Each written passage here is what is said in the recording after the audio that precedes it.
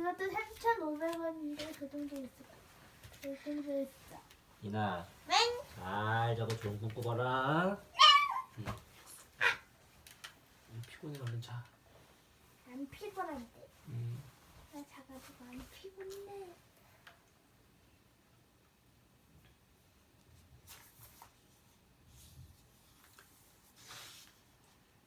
등골이 오싹해지는 법. 이름, 배포, 좋아하는 것, 배부르게 먹고 잘 자기. 싫어하는 것, 없음. 무서워하는 것, 없음. 하고 싶은 것, 없음. 궁금한 것, 없음. 아, 등골이 오싹해 봤으면. 옛날에 어떤 아버지에게 두 아들이 있었어요. 큰아들은 똑똑하고 뭐든지 잘했어요. 하지만 작은 아들 배포는 잘하는 게 아무것도 없었어요. 사람들은 배포를 볼 때마다 수군댔지요. 말귀를 못 알아듣는데 제대로 배우지도 못했다던데. 골칫거리네. 그러거나 말거나 배포는 신경 쓰지 않았어요. 배포는 날마다 해가 중천에 뜰 때까지 잠을 잤어요. 일어나서는 마을을 한 바퀴 돌고 배부르게 먹고는 다시 잠을 잤지요. 그러니 아버지가 시키는 일은 큰아들이 도맡아 했어요. 큰아들은 뭐든 척척 해냈답니다. 그러나 큰아들은 딱 한 가지 꺼리는 게 있었어요. 깜깜한 밤에 가는 심부름이었죠. 아버지가 늦은 밤에 심부름을 시키면 형은 고개를 절레절레 저었어요. 아, 안 돼요, 아버지. 공동묘지를 지날 때면 등골이 오싹하단 말이에요. 밤에 누가 무서운 이야기를 하면 큰아들은 얼굴이 하얗게 질렸어요. 등골이 오싹해. 배포는 형을 이해할 수 없었어요. 등골이 오싹한 게 뭔지 몰랐거든요. 하루는 침대에서 뒹굴던 배포가 아버지에게 물었어요. 아버지, 등골이 오싹하다는 게 뭐예요? 그러자 아버지는 한숨을 푹 쉬었어요. 어휴, 그런 걸 궁금해할 시간에 뭐라도 배우거라. 아버지 말에 배포는 오랜만에 생각에 빠졌어요. 그러다 입을 열었지요. 아버지, 뭐라도 배우라고 하셨죠? 좋은 생각이 났어요. 등골이 오싹한 게 뭔지 배울래요. 아버지는 말문이 턱 막혔습니다. 아이고, 일을 어쩐담. 그때 마침 교회 청지기가 아버지를 찾아왔어요. 아버지는 청지기를 붙들고 고민을 털어놓았지요. 저 녀석을 어쩌면 좋죠? 머리에 곰팡이가 쓸었는지 아무것도 몰라요. 그거 참 문제로군요. 하다 못해서 등골이 오싹한 게 뭔지 배우겠다니 기가 찰 노릇이지요. 그래요? 그렇다면 걱정하지 마세요. 제가 데려가서 확실히 가르쳐 줄게요. 오, 정말입니까? 고맙습니다. 고마워요. 청지기 유령. 청지기는 배포를 교회로 데려가 종치는 일을 시켰어요. 배포는 종을 치라고 하면 낮인지 밤인지 묻지도 따지지도 않고 곧장 종탑으로 가 종을 쳤지요. 그러던 어느 날 한밤중에 청지기가 배포를 깨웠어요. 일어나라, 종칠 시간이다. 청지기는 배포를 깨우고는 자기 먼저 종탑으로 올라갔어요. 하얀 천을 뒤집어 쓰고 유령 신용을 하며 배포를 기다렸지요. 흐흐, 나를 보고 유령이라고 깜빡 속아 넘어가겠지? 깜짝 놀라서 등골이 오싹해지고 정신이 번쩍 들 거야. 아무것도 모르는 배포는 뚜벅뚜벅 종탑에 올랐어요. 그런데 계단 끝에 하얀 물체가 서 있는 게 아니겠어요? 배포는 큰 소리로 물었습니다. 거기 누구세요? 하얀 물체는 대답하지 않았어요. 어서 대답해요. 밤중에 거기서 뭐 하는 거예요? 아무리 물어도 대답이 없었어요. 배포는 으름장을 놓았어요. 아하, 내 놈이 밤마다 사람들을 놀라게 한다는 유령이구나. 이곳은 내가 종을 치는 곳이니 썩 꺼져. 안 그러면 계단 아래로 던져버릴 테다. 청지기 유령은 배포의 경고를 한 귀로 흘렸어요. 쟤까지 게 설마 던지기야 하겠어? 그나저나 진짜 놀라지도 않네. 배포는 마지막으로 경고했어요. 썩 꺼지지 않으면 정말 후회할 거야. 그래도 하얀 물체가 꼼짝 않자 배포는 더 기다리지 않았어요. 한다름에 달려들어 계단 아래로 던져버렸지요. 슈! 이제야 사라졌네. 정말 다행이야. 배포는 태연하게 종을 치고는 방으로 돌아와 잠들었어요. 한편 청지기 아내는 남편을 기다리고 있었어요. 하지만 해가 떠도 돌아오지 않자 배포를 찾아갔지요. 혹시 청지기 아저씨 못 봤니? 너보다 먼저 종탑으로 올라갔는데. 종탑에요? 아저씨는 못 보고 하얀 유령은 봤어요. 꺼지라고 해도 말을 안 듣길래 제가 계단 아래로 던져버렸어요. 이제 유령 나올 일 없으니 걱정 마세요. 청지기 아내는 화들짝 놀라 뛰어나갔습니다. 계단 아래서 남편을 찾았지요. 아이고, 이게 무슨 날벼락이람. 청지기 아내는 종종 걸음으로 배포 아버지를 찾아가 고래고래 소리를 질렀어요. 이보세요. 당신 아들이 무슨 짓을 했는지 아세요? 내 남편을 계단 아래로 내던져서 다리를 부러뜨렸다고요.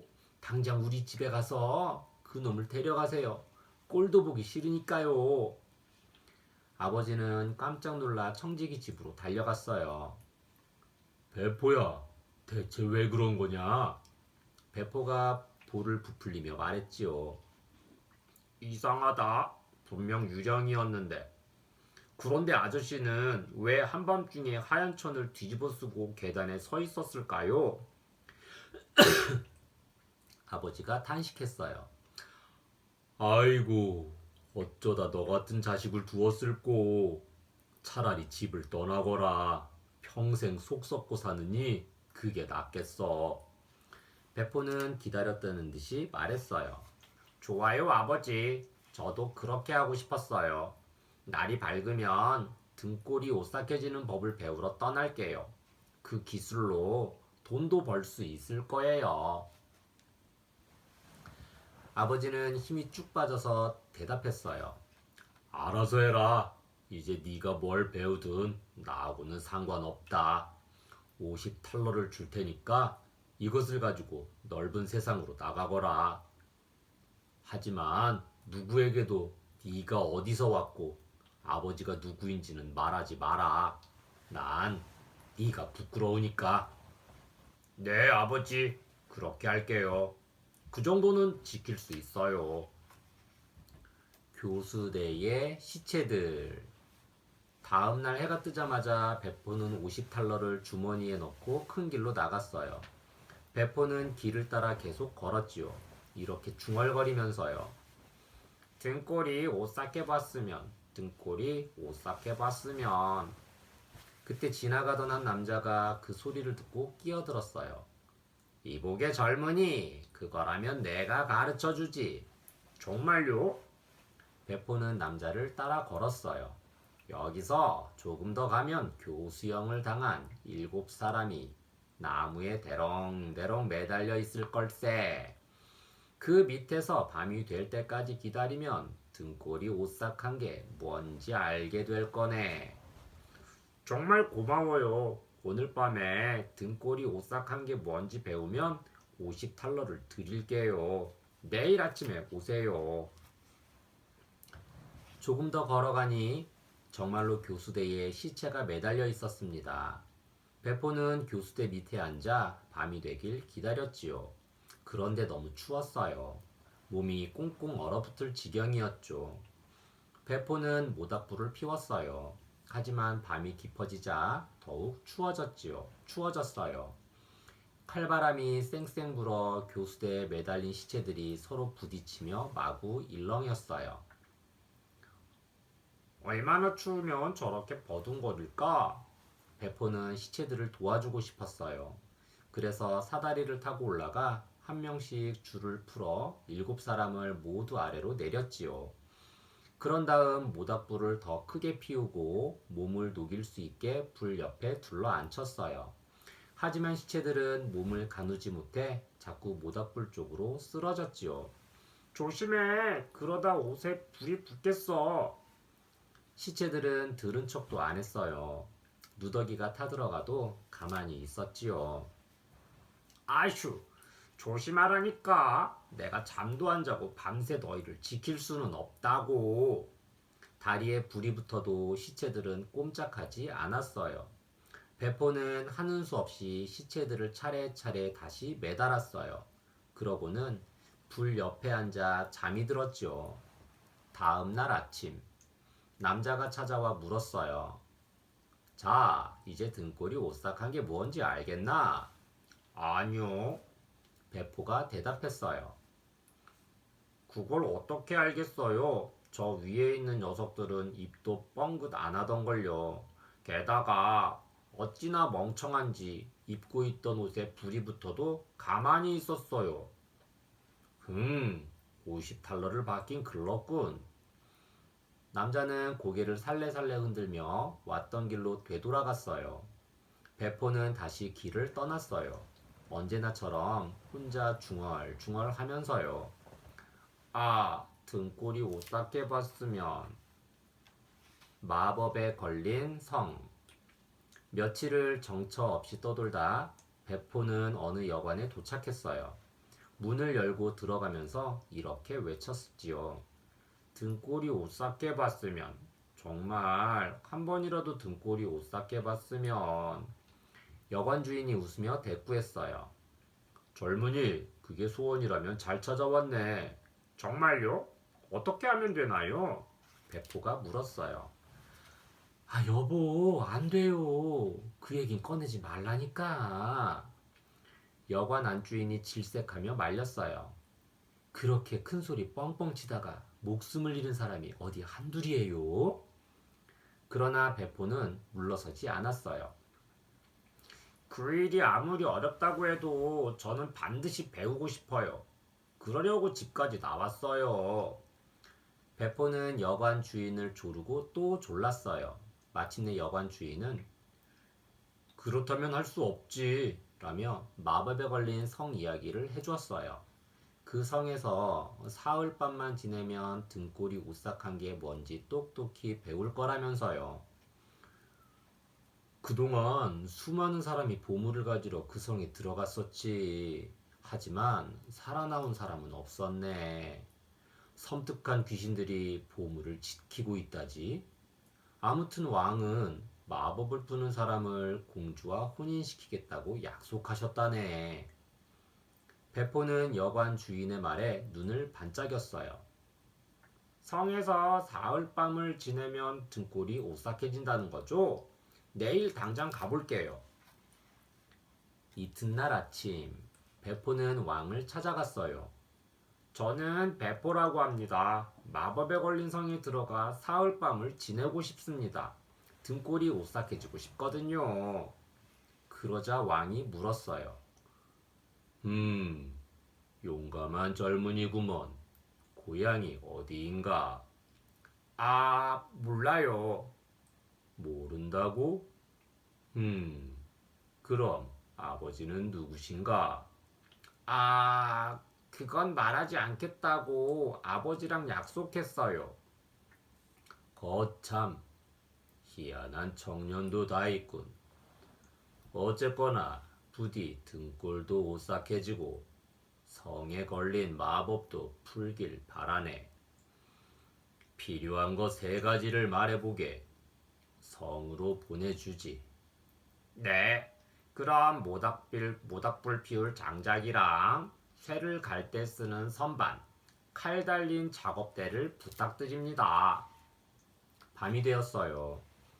성으로 들어간 베포는 모닥불을 크게 피우고 쇠를 가는 선반은 옆에 놓은 다음 칼 달린 작업대 앞에 앉았어요. 아, 등골이 오싹해 봤으면. 그런데 왠지 여기서도 배우긴 틀린 것 같군. 한밤중이 되었어요. 배포는 후후 바람을 불어 모닥불을 활활 피웠어요. 그 순간 구석에서 귀청이 떨어져 나갈 것 같은 비명이 터져 나왔어요. 야옹, 야옹, 얼어 죽겠다. 커다란 검은 고양이 한 마리가 훌쩍 뛰어나와 배포 옆에 떡하니 앉았어요. 그러고는 금방이라도 잡아먹을 듯이 이글거리는 눈으로 배포를 노려보았지요. 배포는 고양이에게 말했어요. 어서 와. 불을 쬐면 좀 따뜻해질 거야. 그때 배포의 눈에 고양이 발톱이 들어왔지요. 아이쿠, 발톱이 너무 길잖아. 잠깐만, 내가 깎아줄게. 배포는 고양이 목덜미를 단단히 잡고서 칼 달린 작업대에 앞발을 단단히 조였어요. 뭐 하는 거야? 나는 발톱 깎기 싫다고. 발톱이 길면 위험해. 내가 예쁘게 깎아줄게. 검은 고양이는 버둥거리며 양 하고 크게 소리를 질렀어요. 그러자 어두운 벽에서 검은 고양이들이 끝도 없이 쏟아져 나왔지요. 양! 히양! 검은 고양이들은 무시무시한 소리를 내면서 배포에게 달려들었어요. 배포는 칼을 집어들었지요. 에라, 이 못된 놈들아, 당장 꺼져라! 배포가 벼락같이 소리치며 칼을 휘두르자 검은 고양이들은 깜짝 놀라 벽 속으로 사라졌답니다. 배포는 아무 일도 없었다는 듯이 다시 모닥불로 다가가 불길을 일으켰어요. 그러자 몸이 녹으면서 졸음이 쏟아졌지요. 어디 누울 데 없나?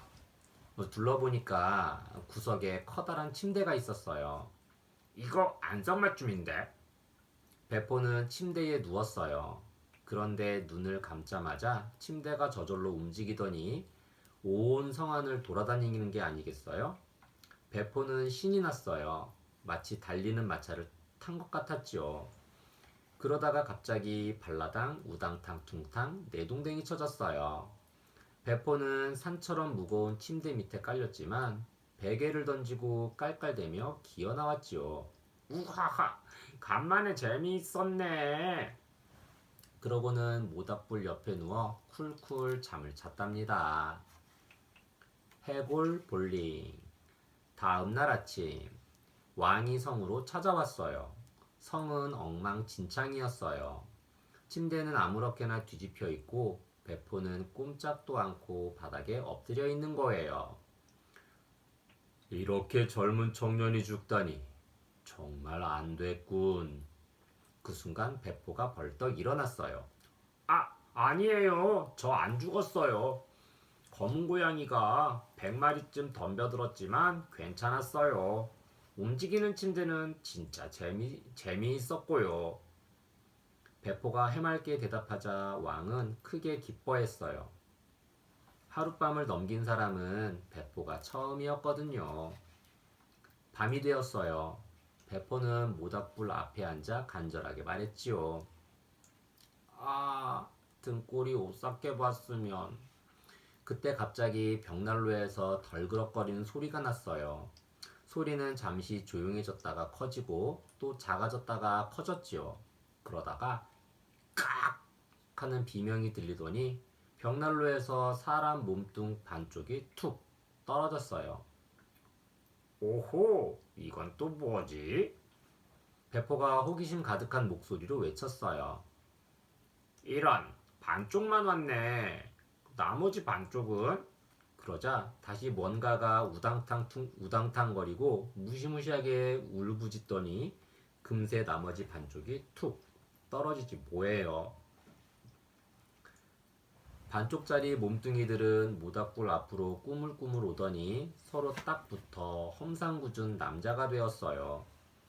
또다시 벽난로에서 조각난 몸뚱이들이 우수수 떨어졌어요. 조각들은 서로 철썩철썩 붙더니 움직이기 시작했지요. 반쪽 인간들은 뼈다귀 10개를 세우더니 해골로 볼링을 쳤어요. 꽤 재미있어 보였지요.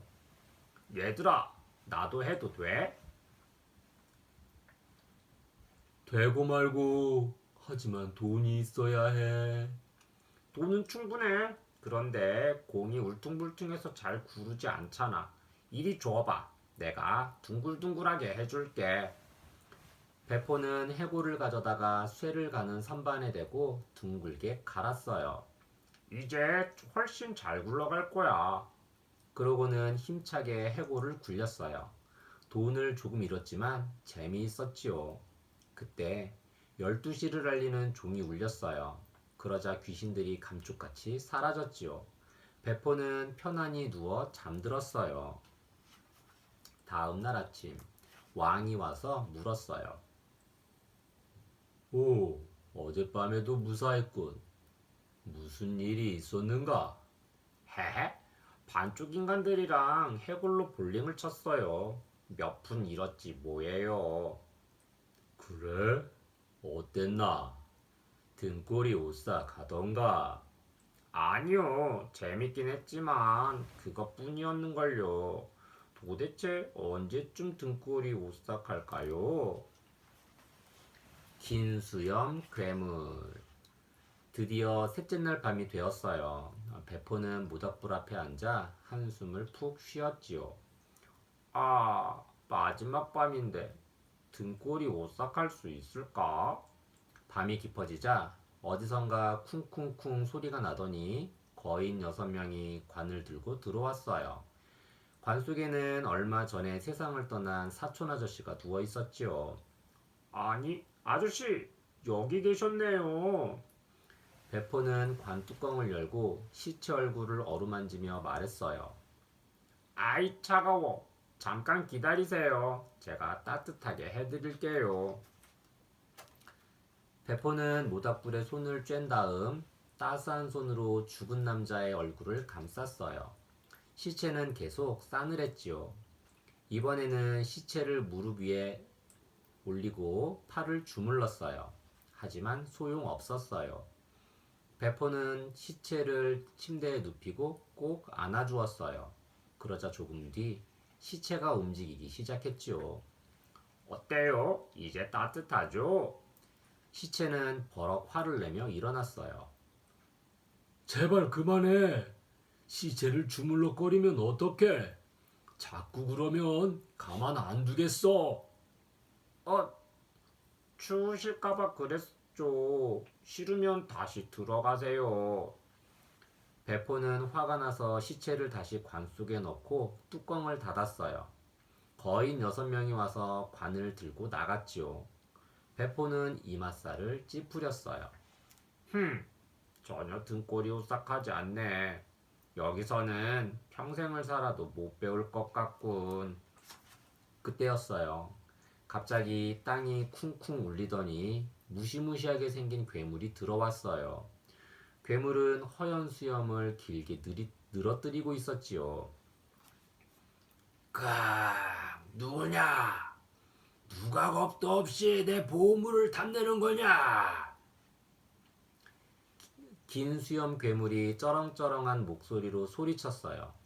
배포는 괴물을 빤히 바라보면서 말했지요. 안녕하세요. 보물은 모르겠고 저는 등골이 오싹해지고 싶어서 이 성에 왔답니다. 뭐라고? 그거야 내가 당장 가르쳐주지. 너는 곧 죽음을 맛볼 테니까. 하하. 에이, 등골이 오싹해지고 싶은 거지. 죽고 싶진 않다고요. 뭐야? 내 이놈! 당장 목을 비틀어주마! 그러자 배포는 괴물을 살살 달랬어요. 가만, 진정하시고 우리 힘겨루기나 해요. 마침 심심했거든요. 이놈이 겁도 겁이 없구나. 좋아, 나를 따라오너라. 괴물은 배포를 끌고 대장간으로 향했어요. 대장간 한가운데에는 크고 평평한 쇳덩어리 두 개가 있었어요. 자, 이걸 내리쳐서 누가 힘이 센지 겨뤄보자. 헤헤. 내깐 놈은 도끼도 못 들걸.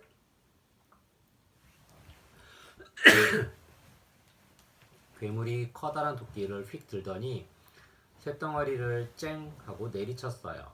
쇳덩어리는 쩌적 금이 같지요. 우와, 힘이 대단하시네요. 저도 한번 해볼게요. 씩 웃으며 도끼를 잡은 배포는 단 한 방에 쇳덩어리를 쩍 쪼갰어요. 그러고는 재빨리 괴물의 허연 수염을 잡아 쪼개진 쇳덩어리 틈새에 놓고 도끼로 쐐기를 박았지요. 긴 수염 괴물아, 죽을 놈은 내가 아니라 바로 너야. 배포는 괴물을 밧줄로 칭칭 묶고는 쇠몽둥이로 마구 두들겨 팼어요. 흠씬 몽둥이 찜질을 당한 괴물은 살려달라고 애걸복걸했지요. 그만해. 보물을 내놓을게. 좋아, 보물도 내놓고 다시는 이 성에 얼씬도 하지 마. 알겠지? 괴물은 눈물을 흘리며 고개를 끄덕였어요. 그제야 배포는 괴물을 풀어주었지요. 괴물은 배포를 지하실로 데려가 황금사자 3개를 보여주었어요. 하나는 가난한 사람들의 것이고, 하나는 왕의 것이고, 하나는 네 것이야. 그때 자정을 알리는 종이 울렸어요. 괴물은 눈 깜짝할 새에 사라지고 황금상자만 번쩍이고 있었지요. 휴, 보물은 찾았지만 결국 등골이 오싹해지는 법은 못 찾았네.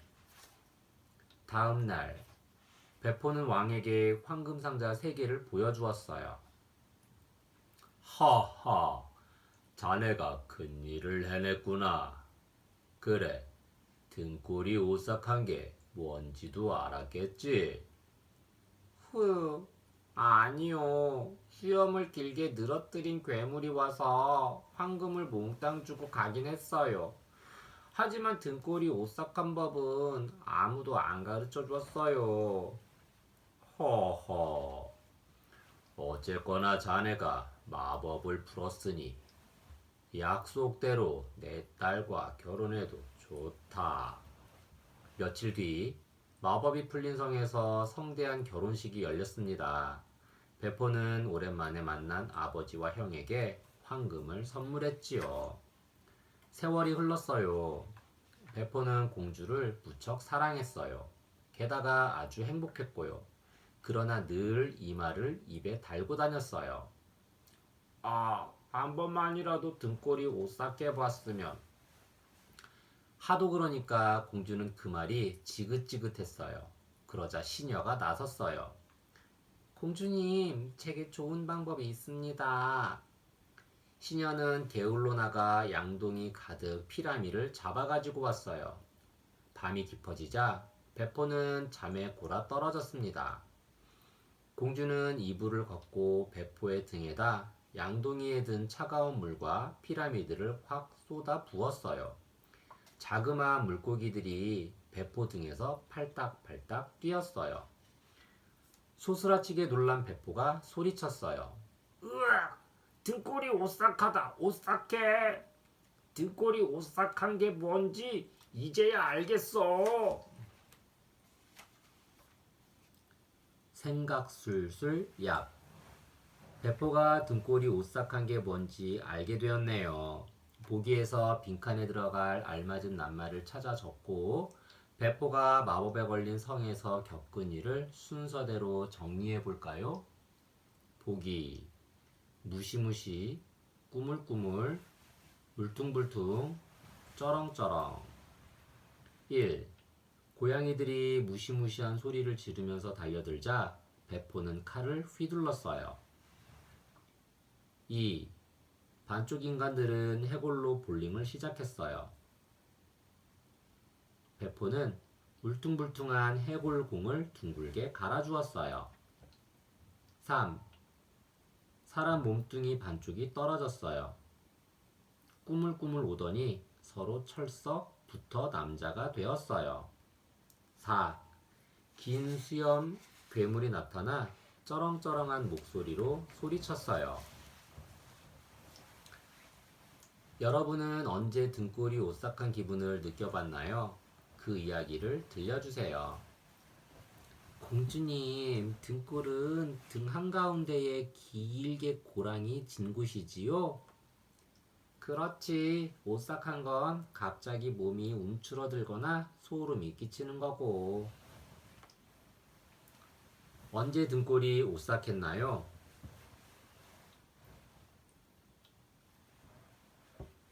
등골이 오싹하다는 것은 어떤 느낌인가요?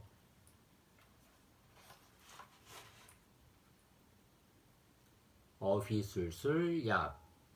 등골이 오싹해지는 법에 나온 문장이에요. 밑줄 친 낱말을 넣어 새로운 문장을 만들어 볼까요? 1. 그런데 계단 끝에 하얀 물체가 서 있는 게 아니겠어요? 물체. 구체적인 형태를 가지고 있는 어떤 것을 말해요. 예시. 하늘 위에 낯선 물체가 떠 있었어요. 2. 알아서 해라. 이제 네가 뭘 배우든 나하고는 상관없다. 상관. 서로 관련이 있는 것이나 간섭하고 신경 쓰는 일을 뜻해요. 예시. 둘은 무슨 상관이 있는지 궁금했어요.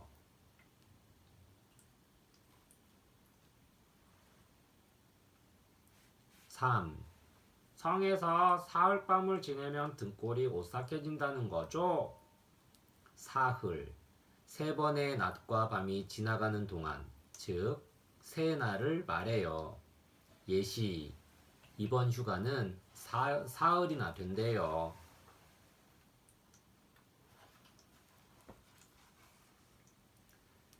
말귀를 못 알아듣는 배포 때문에 아버지는 힘이 쭉 빠졌어요. 아버지가 배포를 바라보며 느꼈을 감정과 어울리는 속담과 사자성어를 알아볼까요? 속담. 빈칸에 들어갈 낱말을 보기에서 골라보세요. 보기. 닭, 돼지, 말, 소. 소 귀에 경 읽기. 경은 옛날 선비들이 공부한 책을 뜻해요. 소의 귀에 대고 아무리 책을 읽어도 소가 알아들을 리 없지요. 이처럼 열심히 가르치고 일러도 전혀 알아듣지 못하는 경우를 두고 소 귀에 경 읽기네 라고 말해요. 말귀를 못 알아듣는다고 사람들이 수군댔던 배포의 모습처럼요. 사자성어. 아래 초성을 보고 설명에 맞는 사자성어를 적어보세요. 우이, 독경. 아무리 일러도 알아듣지 못한다는 뜻. 소우, 귀, 읽을 독, 글경. 소귀의 글을 읽는다는 뜻으로 소귀의 경읽기라는 속담과 같은 뜻이에요. 잘하는 게 아무것도 없는 데다 배우지도 못하고 말귀도 못 알아듣는 배포를 두고 사람들은 우이독경이라고 생각했지요. 하지만 결국 수많은 귀신을 물리치고 보물을 찾은 사람은 배포였답니다.